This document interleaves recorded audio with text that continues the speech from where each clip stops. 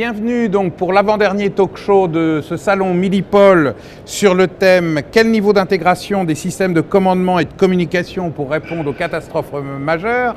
donc organisé par le salon Milipol et le Haut Comité français pour la défense civile. Donc pour répondre à cette question des C2, C3, C4, I, avec ou sans, je suis heureux de recevoir 4 grands spécialistes de ces sujets.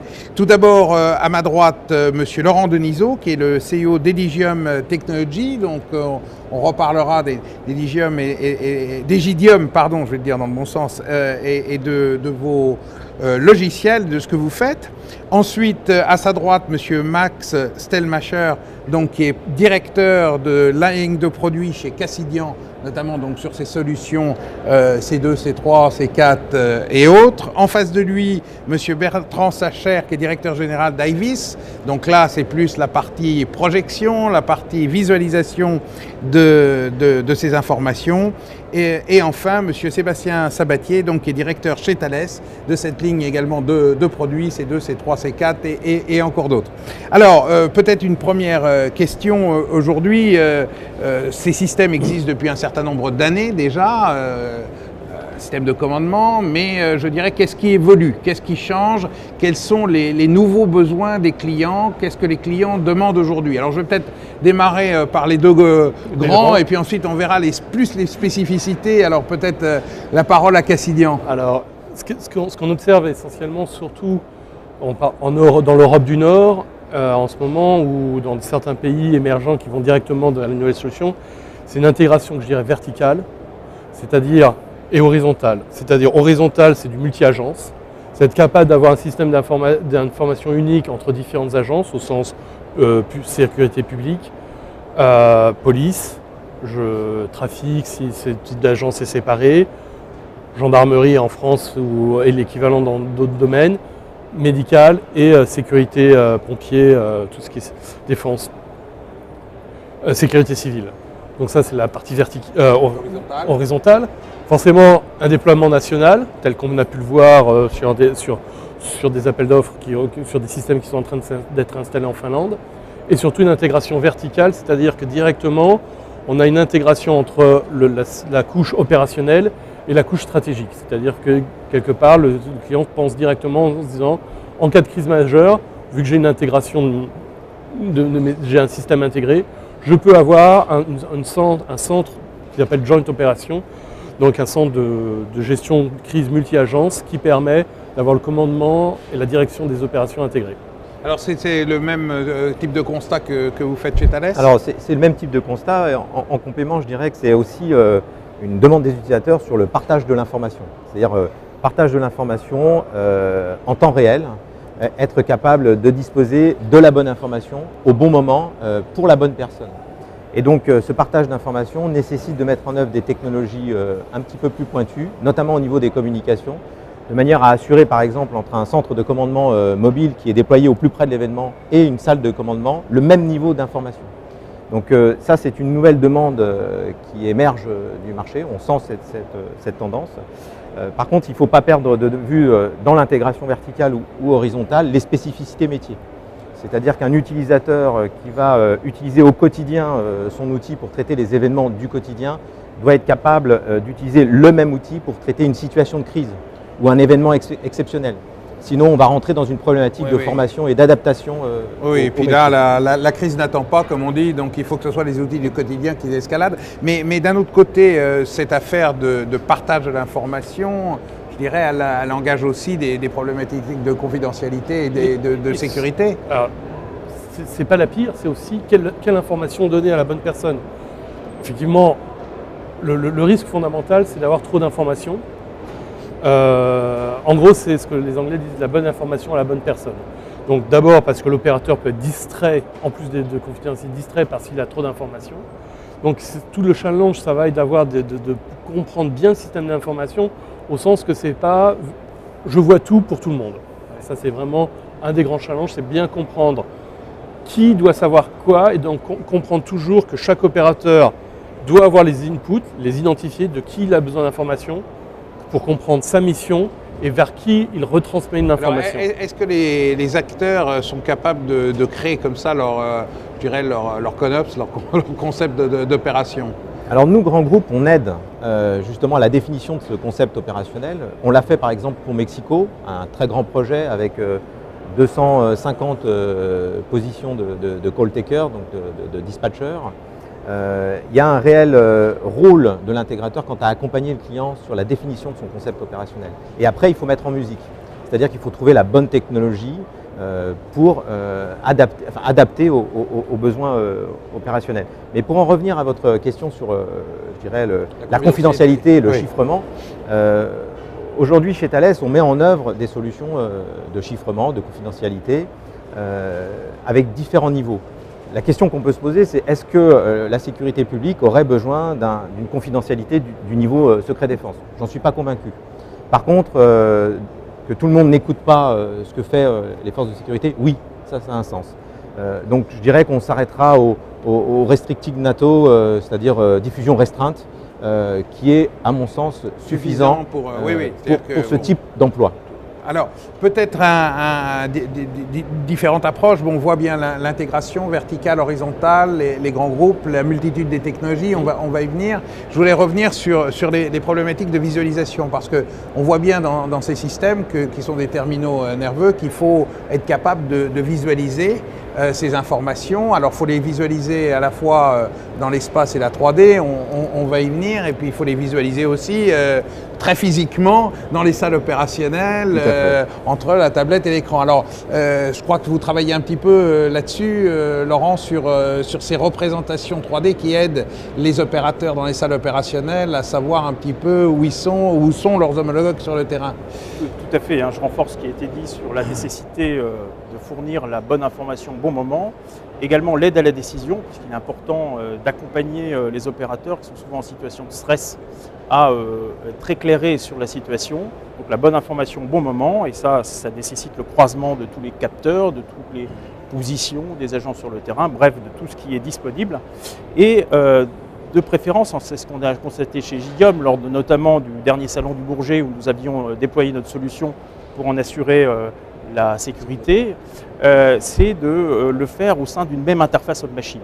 Et une même interface homme-machine multi-rôle qui permettent à des opérateurs différents d'exploiter en toute transparence, c'est-à-dire que ce ne sont pas des informaticiens, ce sont des opérationnels, de leur proposer la meilleure approche possible. Alors, pour visualiser les choses pour nos auditeurs, en fait, vous refaites une maquette 3D d'un espace, quel qu'il soit, petit ou grand ou très grand, et globalement, vous pouvez naviguer dans cet espace pour mettre en place, voir les solutions en temps réel ou voir le lier à des capteurs physiques. À des capteurs physiques, c'est le site dans sa complexité, intérieur, extérieur des bâtiments, espace public, est reconstitué en 3 dimensions et sont adjointes à cette représentation les images vidéo issues de caméras, les alarmes, les incidents, les personnels déployés sur le terrain. Ça, c'est très intéressant, notamment pour, comme on dit, les grands événements qui focalisent l'attention, qui est aussi un des drivers du marché des salles opérationnelles, parce que,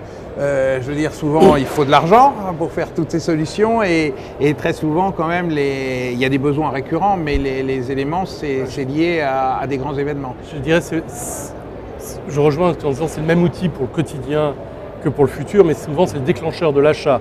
C'est-à-dire un pays qui tout d'un coup, il a ses événements quotidiens, il vit plus ou moins avec son système ancien qui n'est pas forcément performant, et au moment où le pays va s'équiper, comme on le voit par exemple au Brésil, il va s'équiper de grands stades, il va avoir des grands événements, c'est le moment où il va s'acheter un système. Alors effectivement c'est un système on va dire qu'il a été acheté à l'occasion, mais il n'est pas que pour. Il va devoir aussi gérer le quotidien, gérer, comme vous disiez, les 90% des opérations quotidiennes dans son propre outil.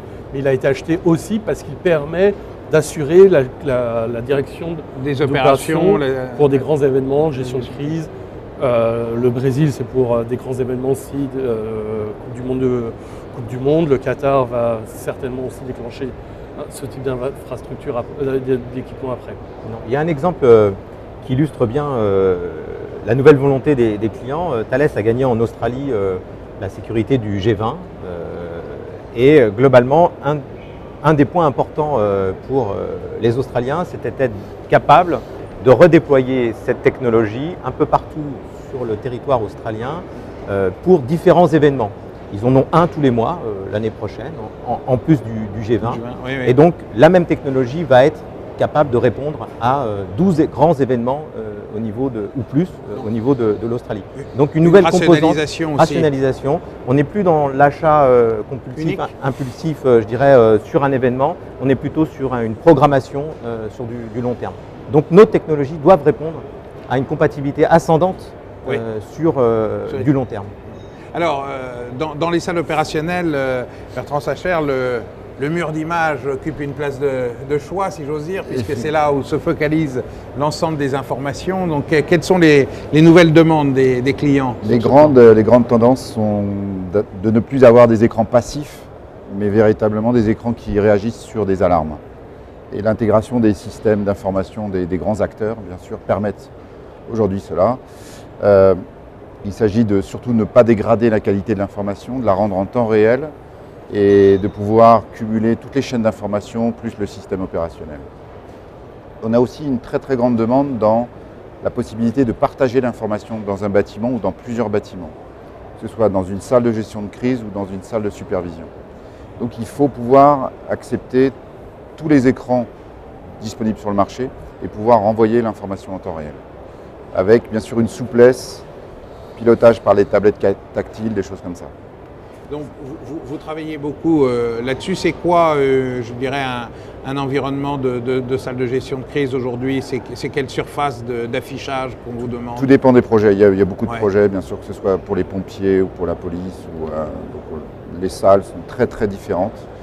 Il y a aussi beaucoup de projets de rénovation de salles en ce moment en France, des systèmes qui évoluent. Et donc chaque projet est très spécifique. Très spécifique. Dans ces domaines de dispositifs, je dirais, de commandement, les problématiques de réseau se posent souvent parce que, évidemment, vous voulez remonter beaucoup d'informations. Et est-ce qu'on a toujours les réseaux disponibles? Est-ce que les coûts de ces grands systèmes ou la remontée d'informations, d'éléments vidéo, multimédia est quelque chose de facile dans les grands systèmes? Est-ce que c'est pas, je dirais, un petit peu le talon d'Achille des systèmes de commandement et de contrôle qui ont des capacités d'hypervision, de supervision, mais qui ont besoin de réseaux assez importants et finalement de bandes passantes assez larges pour pouvoir être pleinement opérationnels? On va dire, je dirais pas que ça demande un travail, forcément, je ne vais pas dire que c'est facile, mais c'est pas le plus...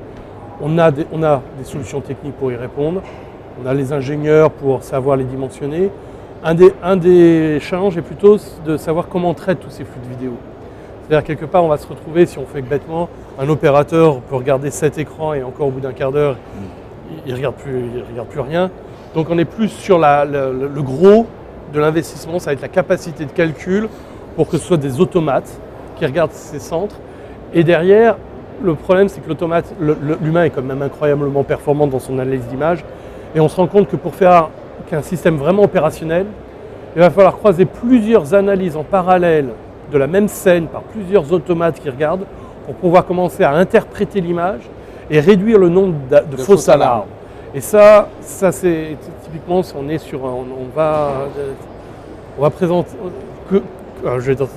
en ce moment, Cassidian est en train de faire un laboratoire en partenariat avec Singapour pour faire comment tous ces automates mis ensemble permettent d'analyser une situation et d'apporter un vrai rendu, un vrai support opérationnel. Alors là où pour l'instant ces systèmes ont encore un peu de mal à être utilisés car ils font soit pas de détection, soit trop de détection. Enfin, un niveau trop vous êtes dans une recherche assez aboutie, mais voilà. C'est pas encore totalement opérationnel ces systèmes. On y est presque. C'est-à-dire que l'automate pur fonctionne, et maintenant pour apporter une valeur ajoutée, il faut avoir les algorithmes. Il faut avoir la combinaison d'algorithmes et l'intelligence sous-jacente qui permet de remplacer finalement l'œil humain qui regarde en réalité plein de paramètres dans une image qui ne peut être retraduit que par la somme intelligente et la corrélation d'algorithmes. Alors les problèmes de débit, de réseau, c'est des choses qui qui vous sont aussi... C'est des choses qui sont tout à fait essentielles pour nous, qui sommes éditeurs logiciels, donc qui ne fabriquons pas de réseau. Néanmoins, nous reposons, et notre infrastructure informatique se repose sur un réseau. Et il est vrai qu'on observe, selon les situations, de crise notamment, lorsqu'il y a, on peut se rappeler de l'épisode AZF, où les réseaux ont été pour la plupart détruits et saturés. Parfois, on ne se retrouve qu'avec quelques kilobits, c'est-à-dire quelques octets qui peuvent passer sur le réseau. Et il est nécessaire à ce moment-là d'échanger l'information avec beaucoup d'économie et de ne passer que l'information nécessaire et la plus prioritaire par rapport aux autres informations. Et ça nécessite effectivement de l'intelligence d'un bout à l'autre de la chaîne pour trier la bonne information, à passer au bon moment et de ne pas s'appuyer sur des systèmes informatiques trop gourmands en données. Alors, les réseaux, c'est une question cruciale autour d'un système de commandement. Par contre, il faut rester vigilant sur la capacité du système et banaliser, vulgariser au mieux l'utilisation de ce réseau. C'est-à-dire que ce n'est pas à l'opérateur de choisir quel est le meilleur média, c'est au système de trouver la meilleure voie pour échanger l'information. Et donc chez nous, chez Thales, nous avons des solutions qui permettent d'adresser et d'agréger aussi bien le haut débit, des communications par satellite, des communications 4G, voire faire du repli sur de la PMR qui est beaucoup plus bas débit. Par contre, c'est fait de manière totalement automatique. Concrètement, ça se traduit sur le terrain par une image qui était haute définition couleur, qui va avoir un repli naturel en noir et blanc avec une succession d'images rafraîchies. Mais on maintient le service, on maintient l'information. Et ça c'est fait de manière automatique. L'utilisateur, lui, il est là pour faire son métier, il n'est pas là pour tourner les boutons, choisir le bon média, la bonne fréquence ou autre. Et ça, c'est crucial.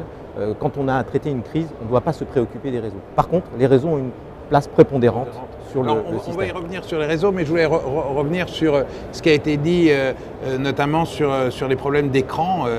Il fallait des algorithmes pour pouvoir remplacer l'œil humain, la vigilance, etc., à moins de mettre des dizaines de personnes dans des salles opérationnelles. C'est des choses sur lesquelles aussi vous travaillez chez IVIS, ou vous êtes plutôt en fin de chaîne? Comment on travaille sur l'optimisation de l'espace, des espaces de travail, tout à fait, parce que c'est aujourd'hui une problématique importante sur le mètre carré, on va dire, l'optimisation.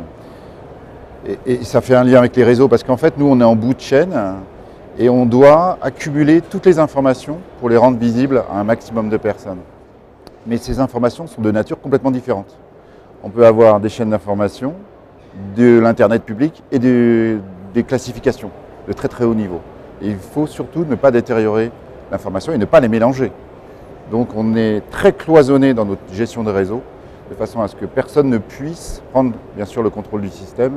Et le système d'affichage, c'est l'ultime système. Bien sûr, c'est le bout de la chaîne en fait. C'est le système qui permet, quand on rentre dans une pièce, de prendre tout de suite connaissance d'une situation et de pouvoir bien sûr prendre les décisions adéquates.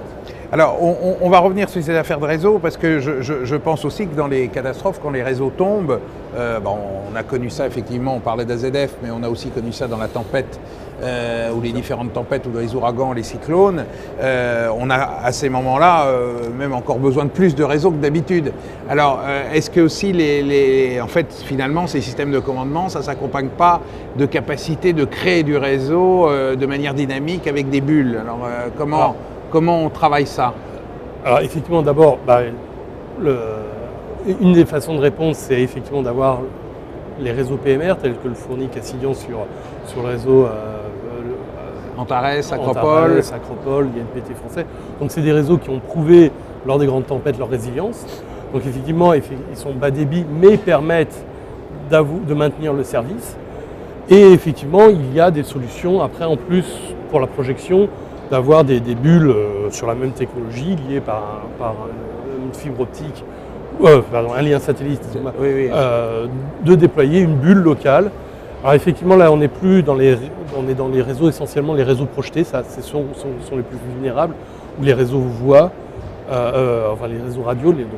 Parce qu'il y a aussi la problématique aujourd'hui des populations, c'est-à-dire que c'est très bien de mettre en relation l'ensemble des acteurs publics, mais on l'a vu dans les très grandes crises, je pense notamment à ce qui s'est passé aux États-Unis avec Sandy, où globalement la population n'avait plus rien que le fil Twitter.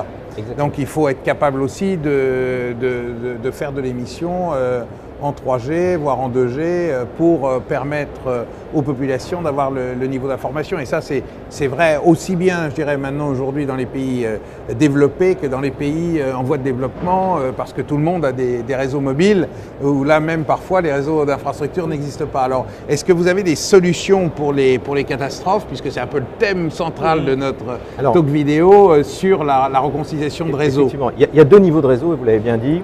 Il y a le réseau propre aux services d'urgence, aux first responders, donc les primo-intervenants. Et puis après, il y a le réseau d'information au grand public. Et là, le vecteur, ça sera les réseaux sociaux, Twitter, Facebook ou autres demain. Et vous l'avez dit, on a bien vu dans Sandy que le seul réseau qui a marché, c'est Twitter. Le premier réflexe des gens dans une catastrophe, c'est de dire je suis vivant et où est-ce que je suis.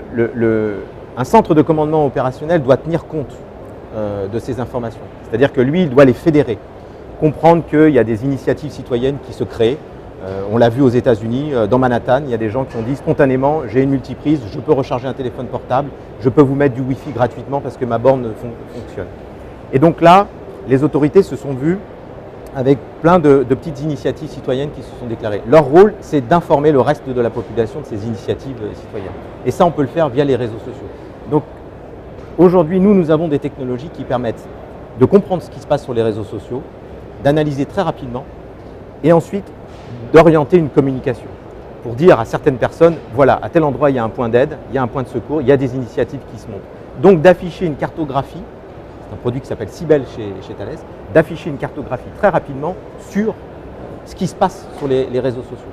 Et je pense que le rôle des autorités et donc d'une salle de commandement de gestion de crise, c'est de fédérer tout ça, de prendre cette information et de la redistribuer, de la contrôler. Très bien. Non mais là, vous allez tout à fait dans le sens du Haut Comité français pour la défense civile qui veut donner plus de place aux citoyens dans la gestion de crise, donc je peux que m'en féliciter. Je crois que c'est des choses effectivement importantes. On avait très souvent vu un cloisonnement entre, je dirais, les autorités et puis les populations. Il faut maintenant certainement beaucoup plus de porosité dans la transmission d'informations, mais ça nécessite, comme vous le dites, des capacités techniques, alors qu'ont certains grands opérateurs classiques de télécommunications, mais qui parfois n'ont pas, si vous voulez, la logistique spécialisée pour la projection que des groupes comme vous développent, ne serait-ce que pour les besoins militaires. Donc dans ce sens-là, vous avez aussi des solutions techniques pour créer de la bulle de communication? Alors, il y a des solutions, effectivement, et effectivement, c'est exactement ce que vous dites, c'est basé sur des technologies qui ont essayé aussi de développer pour les militaires pour créer des bulles de communication sur des camions, où on met une antenne relais. Je voulais juste rebondir aussi sur le citoyen. Le citoyen est aussi d'ailleurs de plus en plus, on va dire, on déploie des réseaux de CCTV, mais quelque part le plus grand réseau de caméras, c'est ceux qu'on a dans nos poches. Et c'est incroyable parce que très vite vous vous rendez compte que vous pouvez avoir, si vous récupérez ces flux vidéo que les gens échangent, vous avez le meilleur réseau CCTV du monde, puisqu'il y aura toujours quelqu'un avec un smartphone à côté. Et aussi, intégré dans nos solutions, on a aussi toute la réflexion de ce qu'on appelle le public warning et information, c'est-à-dire en haut des réseaux sociaux, le warning, c'est-à-dire attention, il se passe quelque chose, pour les renvoyer après sur des réseaux sociaux, sur des médias plus traditionnels, puisque sur un système de cell broadcast avec des SMS, on ne peut pas donner beaucoup d'explications, mais on fait l'alerte. Et après, l'information à la population, on peut récupérer, comme vous disiez, des informations plus précises sur des comportements qu'on veut que la population influence sur un comportement en disant voilà des zones où vous pouvez avoir de la communication, des zones de repli, etc. Donc ça fait partie intégrante. Quand légèrement vous disiez on est C4IS, on a rajouté une dernière bulle qui est la population pour pas que son côté qu'est-ce qu'on leur dit, mais aussi, comme je dis, de plus en plus on est en train de se dire c'est le plus grand réseau CCTV du monde. Ah oui, c'est clair qu'il y a des grands groupes américains, pour ne pas les nommer, Google Maps et compagnie qui travaillent sur ce champ aussi. Important, je voudrais finir par ce talk sur des problèmes qui ont été évoqués hier en matière de recherche pour la sécurité. Hier, on avait un petit peu la journée de la Commission européenne sur ces questions-là. Et je voudrais faire un petit tour de table, si vous le voulez bien, sur la recherche appliquée à ce domaine du C3, C4, des centres opérationnels et des fusions d'informations. Est-ce que vous pensez que l'effort est suffisant? Qu'est-ce que vous attendez d'Horizon 2020, les PME et les grands groupes, je dirais, dans ce domaine? Ou est-ce qu'on est suffisamment en pointe, voilà, Europe versus reste du monde, la position de l'Europe sur ce marché? Je ne parle pas de la France, mais plus globalement, puisqu'on a affaire à beaucoup de sociétés qui sont multinationales ou multidomestiques. Donc voilà. Alors on va commencer par une PME, peut-être, Laurent. Tout à fait. Alors il est vrai que l'effort de recherche est réel, tant au niveau de la France qu'en Europe. Ce qu'on peut observer, c'est que parfois il y a beaucoup de dispersion, c'est-à-dire un saupoudrage des efforts de recherche ça et là. Et dans ce sens, on a observé récemment la création du comité de filière qui va organiser la filière sécurité en France, nationale. Et ça, c'est une très bonne chose. Je pense simplement, et il est important de savoir quelle sera la place réelle des PME au sein de ce comité de filière. Mais je crois que l'envie est là et que l'organisation de cette filière se fera dans de bonnes conditions. Espérons-le. Peut-être plus sur l'Europe avec Horizon 2020 Oui, enfin, de toute façon, ce que je voulais juste rebasculer sur la place des PME. Tous les grands groupes savent qu'il est très difficile. Alors, on a de l'innovation chez nous, mais beaucoup d'innovations se font en partenariat avec des PME. Donc ça, je crois que. Mais justement, je crois que c'est une bonne façon d'organiser la filière, c'est de garder les grands groupes pour coordonner, parce que nous, on est des bons coordinateurs. Et de fédérer autour des grands groupes, parce que nous, on a la capacité d'aller à l'export, c'est ce que je voulais dire, de structurer, parce que souvent la PME a une bonne idée, mais le client, lui, la voudrait dans un système intégré. Donc, si vous allez voir directement, la PME va voir directement le client final, c'est très bien, mais donnez-moi tout le reste. Et donc, c'est effectivement un partenariat PME grand groupe qui permet d'apporter des solutions globales. Et c'est ce en quoi les filières sont une très très bonne idée. Monsieur Sacher? Oui, chez Hyvis on fait de la R&D aussi, et c'est vrai que les relations avec les grands groupes sont très très importantes pour nous, puisqu'en fait ils nous portent dans des projets internationaux sur lesquels on serait bien sûr incapable d'y aller tout seul. Donc c'est une part très importante de notre développement, bien sûr. Alors pour Thales, l'international la recherche, c'est une nécessité. Après, le partenariat avec des PME a toute son importance, toute sa dimension. Aujourd'hui, le rôle d'un grand intégrateur, c'est de prendre une PME et de lui donner une vision internationale, ce que n'a pas forcément la PME qui va développer à son échelle locale. Maintenant, sur l'horizon 2020, nous, on accueille ça avec un vif intérêt, bien sûr.